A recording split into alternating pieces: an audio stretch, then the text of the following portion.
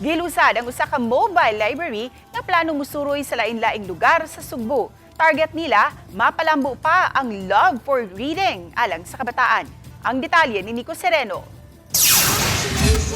Malipayong gilusad niadtong Sabado sa mga miyembro sa usa ka civic organization ang ilang mobile library. Gamit ang karaan nga food truck nga gi-refurbish aron mabutangan og mga shelves para sa ubay-ubay nga mga libro. Tinguha sa mga nagpasiugda, mapalambo ang hilig sa mga libro ug pagbasa sa mga kabataan nga ila unyang mabisita. Karon pa lang, mihan-ay na sila og mga lugar nga adtuon aron mohimo og mga kalihukan sama sa storytelling ug kiddie activities. Usa sa unang bisitahon ang mga dapit nga labing naapektuhan sa linog sa norte. So we're planning to do like an interactive activity during our trip, our target schedule. So not only reading per se, we will have some activities for the kids, maybe some coloring, book coloring, some activities using their hands. So many kids read, but they do not understand what they're reading. So I think with this, with the volunteers and also Woman Dawi organization,